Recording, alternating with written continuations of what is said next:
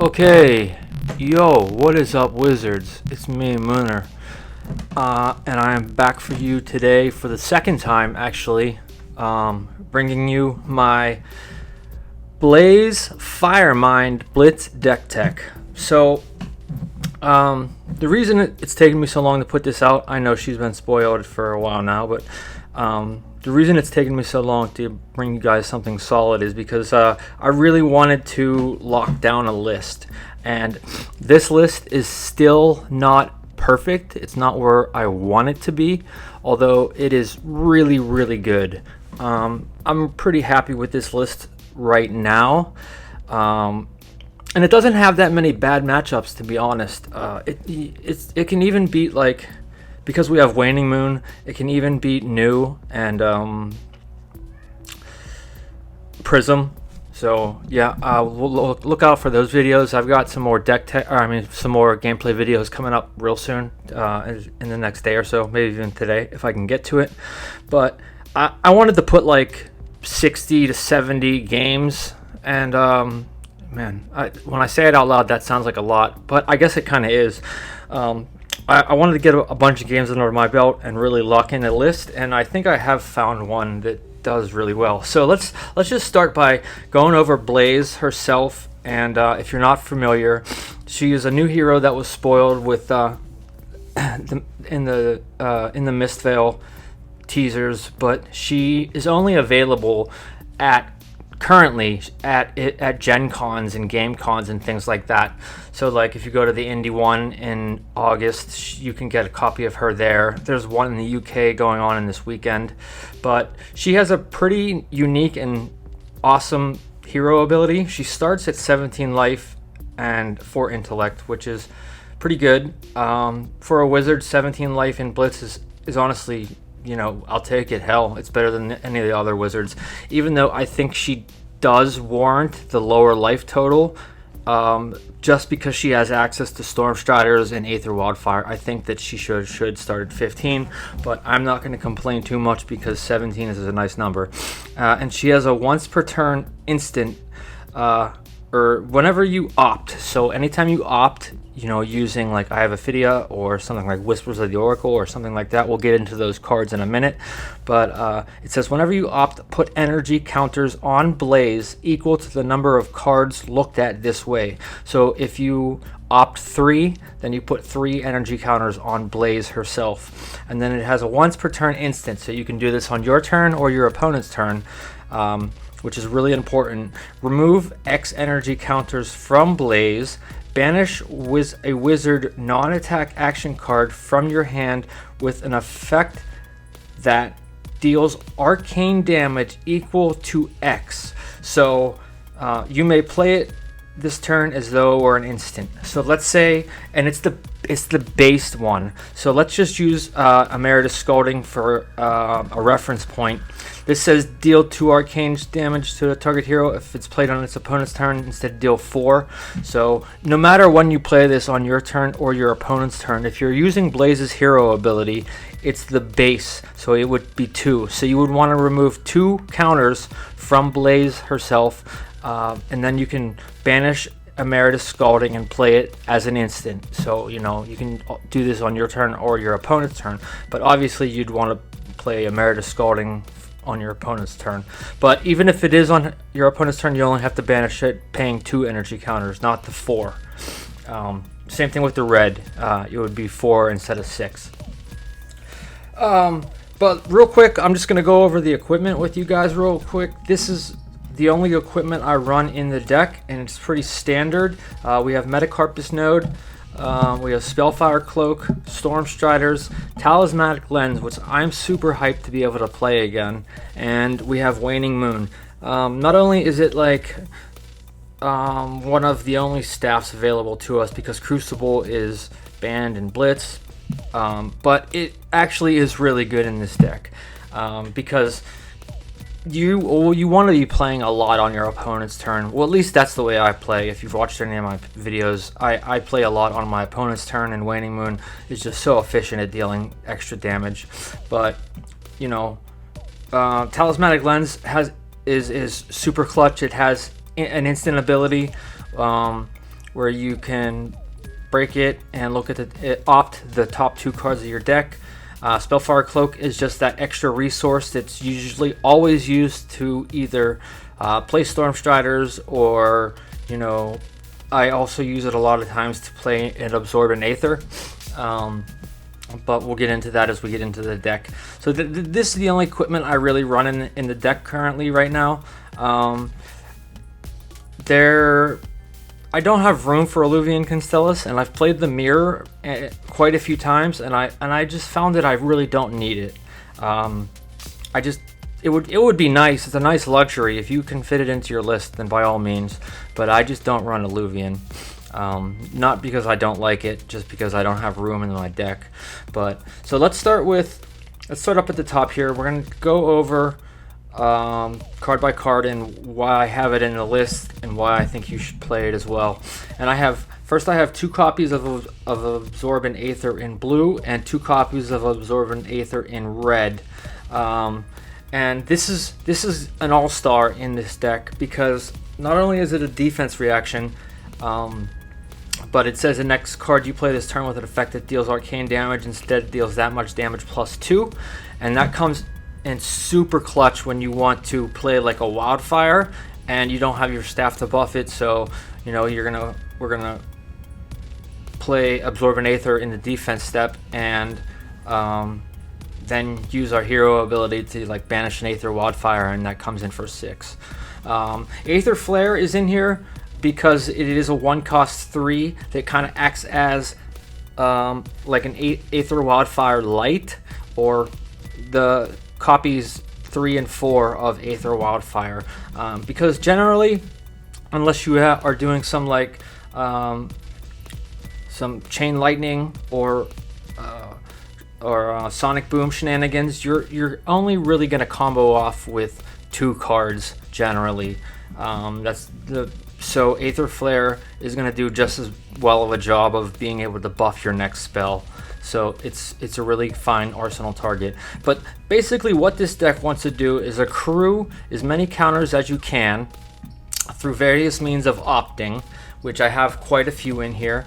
And then you want to play Aether Wildfire either from hand using Blaze's hero ability, or from arsenal using Stormstriders, and then ideally you want to buff that up as high as you can using something like Cindering Foresight or Absorbent Aether or Kindle, and then follow that up with an Emeritus Scalding Red. So if with all the buffs combined, you can usually get Wildfire up to like 8 or 9, and then Emeritus is going to come in for like 14 or 15. And I've got some videos on my channel that you can go check out where that is exactly what happens. Aether Wildfire is a super busted card, and I don't think it should be legal in Blitz, but while it is, we are definitely going to take advantage of it. I firmly believe that Blaze is a tier 1 or tier 0 deck. She is definitely up there in like S or high A tier. She does have a little bit of weakness, but I firmly believe that once people see how broken Aether Wildfire is, it's gonna get banned again. But for now, it's not banned. We can play it, and that is our main combo, or our main objective is to play Aether Wildfire combos. Aether Flare, like I said, also works in that position because it basically does the same thing as Aether Wildfire does, except it comes in for 1 damage less and only affects 1 spell. So, I mean, if you Wildfire into Sonic Boom, the Sonic Boom is going to be buffed, but also whatever you hit off of Sonic Boom is going to be buffed as well. In the case of Wildfire, it's not the case with Aether Flare. Aether Flare is only going to buff the next spell, not all of the spells on the combat chain. But I am running 2 copies of Aether Quickening Red. This is just a really efficient attack, either on your turn or your opponent's turn. It's just a 4-for-1 that lines up really, really nicely with Waning Moon. So you're either pitching a blue and you're dealing either 4 or or I'm sorry, 6 or 7 damage. Like 6 damage on your turn, 7 damage on your opponent's turn. It's a really good target to hit off of Blaze's hero ability. Just pitch a blue, play Aether Quickening, and then follow it with Moon, and that's 7 damage, and that's over a third of their life total. So it's just a really hyper effective spell. That is the only reason it's in there. I mean, you can buff it up with Cindering Foresight or something like that, and then play it off of her ability and try to get Go again and chain it with another spell. Those are some tricky things you can do. But then next we have 2 copies of Red Aether Spindle. This is in here obviously because it opts, and this is a good way to get counters onto Blaze. However much damage Aether Spindle does, you get to opt that many cards. So if you can at least squeak in like 2 or 3 damage, you get to opt 2 or 3 and put those counters right on Blaze. So obviously we're going to play Aether Spindle. Next we have Aether Wildfire, and I've already spoken about that. This card needs banned, but while it's not, this is going to be your #1 arsenal target, or your #1 target off of Blaze herself. Just banishing 4 counters, or taking 4 counters off Blaze and banishing Aether Wildfire, and then like playing your Emeritus Scalding out of Arsenal or something like that. Then next we have 4 copies of Cindering Foresight. We are running the reds and the yellows, and this can be played as an instant on your opponent's turn or on your turn, but it is going to eat up your action point.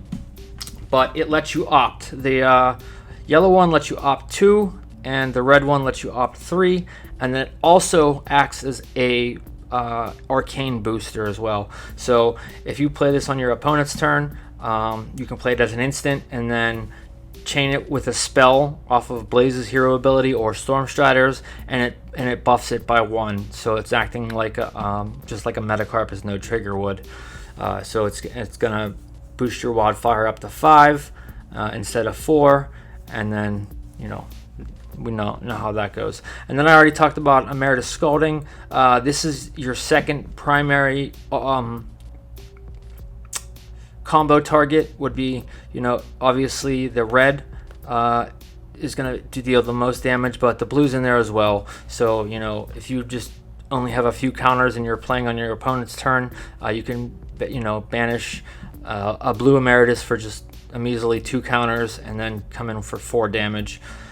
It's a little trickier to play with Waning Moon because it costs 2, but it's still a really good spell.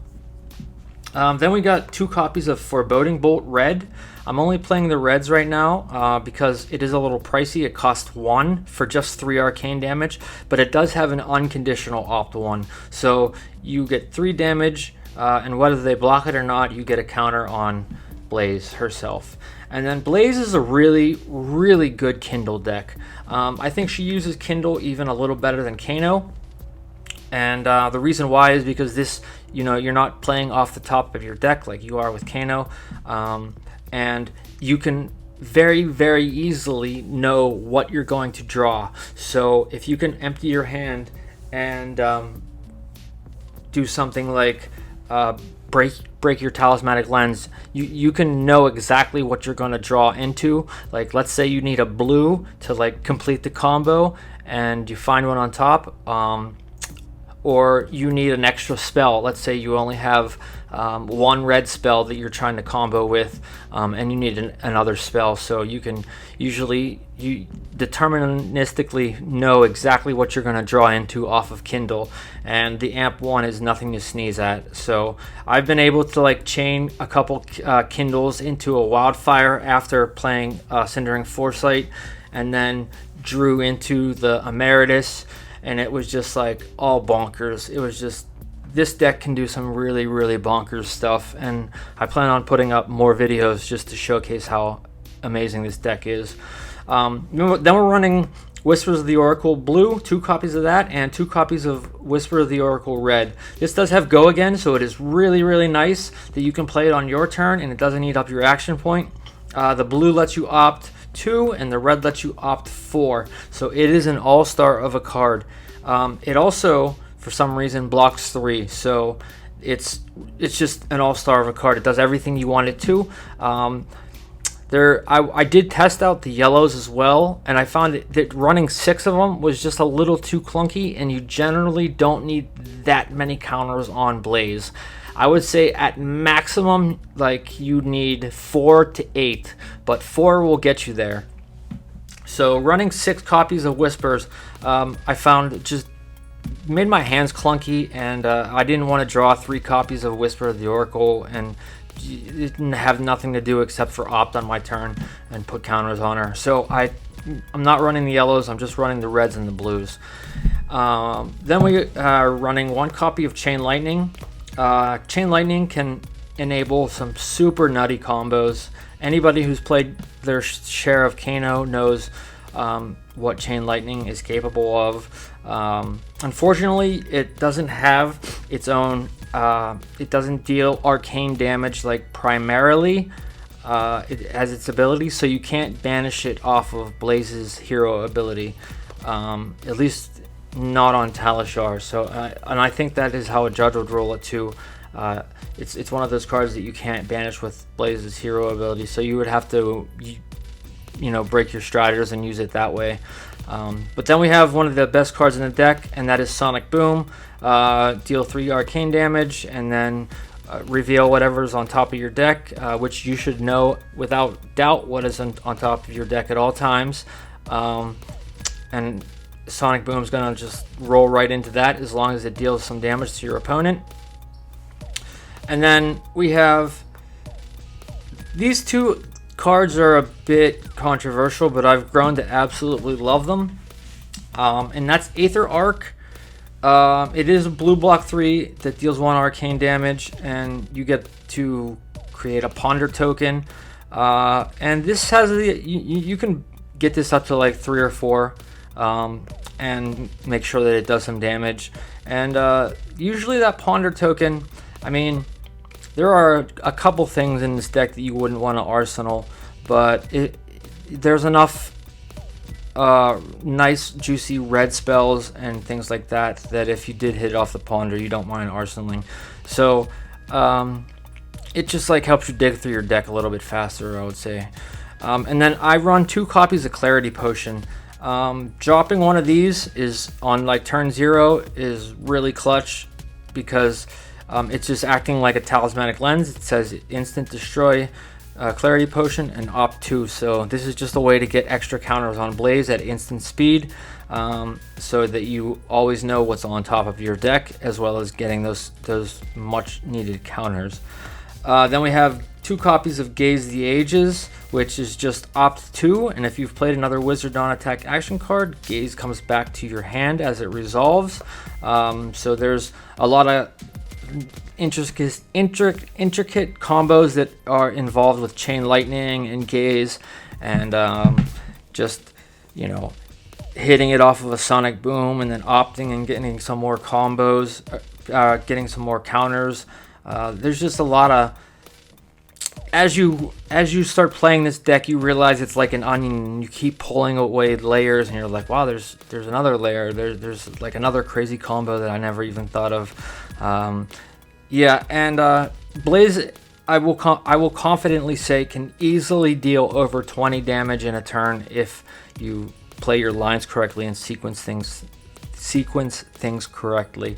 And then I have 1 copy of the, well, you can only have 1, of Eye of Ophidia. I understand that this is a luxury. If you don't have it, it's okay. Just run 1 yellow Whispers of the Oracle or something like that. I don't really know. I don't know what to tell you. Run a copy of Blue Cindering Foresight. But this is it. I love Eye of Ophidia. Any deck that I can put it in, I'm going to. And this is a really good deck to put it in, because it's blue, and it lets you opt 2 when you pitch it. So you're getting those counters right back on as you're taking them off. So then I want to talk to you guys about my inventory. So my main deck was only 38 cards, so you're going to want to bring 2 other cards in. And I think that this deck has plenty of reds, so I think it's a little blue light, so my inventory is, of course, a little blue heavy. But we do have 2 copies of Stir the Aether Winds. This is a card that I am considering cutting because you can't activate it, you can't play it off of Blaze's hero ability. You can play it off of like Stormshiders or something like that. But this deck is more designed to be played on your opponent's turn. You're going to be doing the vast majority of damage and things like that on your opponent's turn. There's many times where I'm just passing back and drawing up, and then maybe putting some counters or playing like a Whispers or something like that on my turn, and then just drawing back up, and then putting your opponent into these positions where they're damned if they do, they're damned if they don't. You're like presenting damage to them on their turn very consistently using Blaze's hero ability, and you're asking them the question of, do you want to spend your resources pitching into Arcane Barrier to prevent this damage, which is going to definitely stymie your turn a little bit, or do you want to keep attacking me and just take all this damage, which both options are very bad for them. Whether or not they only throw 1 attack because they're pitching to Arcane Barrier, or whether or not they're taking the damage, you're happy either way. But because of that, Stir the Aether Winds kind of doesn't really have a place in the deck, so this is my #1 card to be cut. But I have another copy of Chain Lightning in the list. This is for certain matchups. I will do like a complete sideboard guide soon, and let you guys know like what matchups Chain Lightning comes in and comes out. Then I have 2 copies of Aetherize, and you might be saying like, wow, that's a weird card to have in your deck, and I definitely agree with you. But in this current Blitz meta, this is actually a really clutch card. I've found out I end up putting this card in my deck a lot more often than I think I am going to need it, because it negates target instant with cost 1 or less.